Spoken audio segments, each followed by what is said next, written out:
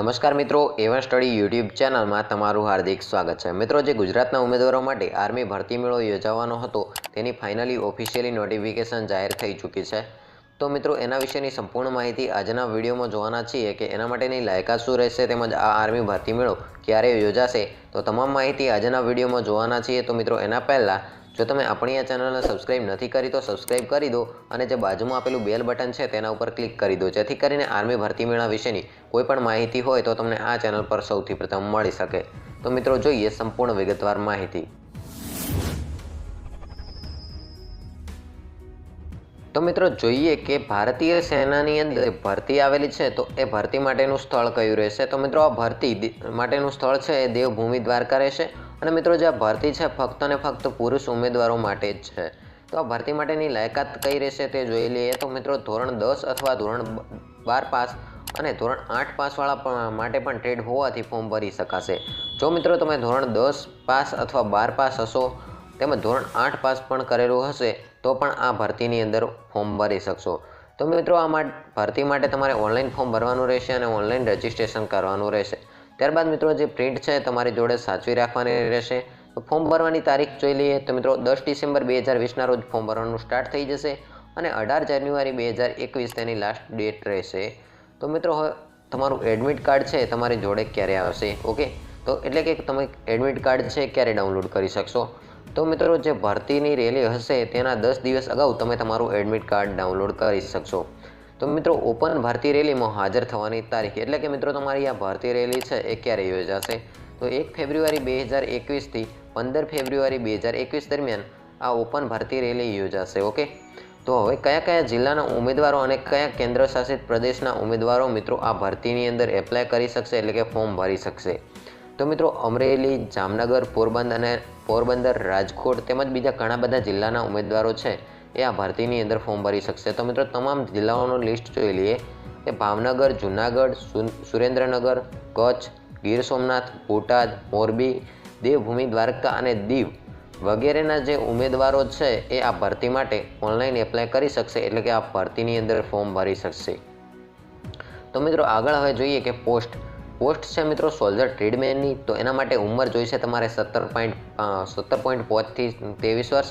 તો મિત્રો, તમારી જન્મ તારીખ છે એ 1/10/1997 થી 1/4/2003ની વચ્ચે હોવી જરૂરી છે। ઓકે, તો એના માટે ઊંચાઈ કેટલી જરૂરી છે? તો ઊંચાઈ મિત્રો 168 સેન્ટીમીટર ઊંચાઈ હોવી જરૂરી છે અને વજન મિત્રો 48 કિલોગ્રામ હોવું જરૂરી છે।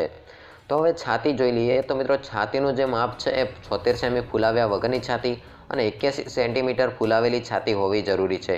અને મિત્રો, લાયકાત છે તમારી 8 પાસ, દરેક વિષયમાં 33 માર્ક સાથે તમે પાસ થયેલા હોવા જરૂરી છે। તો આગળ જોઈએ તો મિત્રો, બીજી પોસ્ટ આપેલી છે કે સોલ્જર નર્સિંગ આસિસ્ટન્ટ। તો સોલ્જર નર્સિંગ આસિસ્ટન્ટની પોસ્ટ માટે મિત્રો, જો તમે 12 સાયન્સ વિજ્ઞાન પ્રવાહ સાથે પાસ કર્યું હશે તો આ ભરતીની અંદર ફોર્મ ભરી શકશો અને સારો એવો પગાર પણ આની અંદર મળતો હોય છે। તો સારી એવી સેલેરી હોય છે। તો આગળ જોઈએ કે ઉંમર। તો મિત્રો, આના માટે ઉંમર જરૂરી છે 17.5 એટલે કે 17.5 થી 23 વર્ષ અને જન્મ તારીખ મિત્રો 1/10/1997 થી 1/4/2003ની વચ્ચે હોવી જરૂરી છે। તો વાત કરીએ ઊંચાઈ કેટલી હોવી જોઈએ? ઊંચાઈ મિત્રો 167 સેન્ટીમીટર હોવી જોઈએ અને વજન તમારું 50 કિલોગ્રામ પૂરું હોવું જરૂરી છે। અને છાતીનું માપ આપેલું છે કે ફૂલાવ્યા વગરની કેટલી છાતી હોવી જોઈએ અને ફૂલાવેલી કેટલી છાતી હોવી જોઈએ? તો મિત્રો, ફૂલાવેલી છાતી છે એ ફૂલાવ્યા વગરની છે મિત્રો છાતી છે એનું માપ છે 77 સેન્ટીમીટર અને ફૂલાવેલી છાતીનું માપ છે મિત્રો 82 સેન્ટીમીટર। તો મિત્રો, 82 સેન્ટીમીટર ફૂલાવેલી છાતીનું માપ હોય તો તમે આ ભરતી માટે એપ્લાય કરી શકો છો। એવું નથી, તમારે જો 82થી ઓછી છાતી હોય તો પણ ફૂલાવેલી છાતીનું માપ થતું હોય તો પણ તમે આ ભરતીની અંદર એપ્લાય કરી શકો છો, પરંતુ તમને સિલેક્શન વખતે નીકાળી દેવામાં આવશે। આગળ જોઈએ કે લાયકાત મિત્રો 12 પાસ, ફિઝિક્સ, કેમેસ્ટ્રી અને બાયોલોજી। તો મિત્રો, અંગ્રેજી 50% સાથે અને દરેક વિષયની અંદર મિત્રો તમારે 40 માર્ક્સ હોવા જરૂરી છે। એટલે કે મિત્રો, ફિઝિક્સની અંદર 40 માર્ક્સથી હોવા જરૂરી છે અને કેમિસ્ટ્રીની અંદર 40 માર્ક્સ, બાયોલોજીમાં પણ 40 માર્ક્સ અને અંગ્રેજીની અંદર પણ મિત્રો 40 માર્ક્સ હોવા જરૂરી છે અને મિત્રો 50% સાથે દરેક વિષયમાં 40 માર્ક્સ હોવા જરૂરી છે। તો આગળ જોઈએ કે પોસ્ટ બીજી આપેલી છે કે સોલ્જર ક્લાર્ક અને સોલ્જર સ્ટોર કીપર ટેકનિકલ।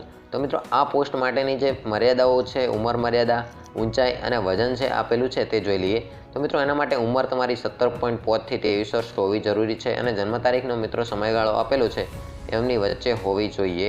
અને ઊંચાઈ મિત્રો 162 સેન્ટીમીટર અને વજન તમારું 50 કિલોગ્રામ હશે તો તમે આ ભરતી માટે એપ્લાય કરી શકશો.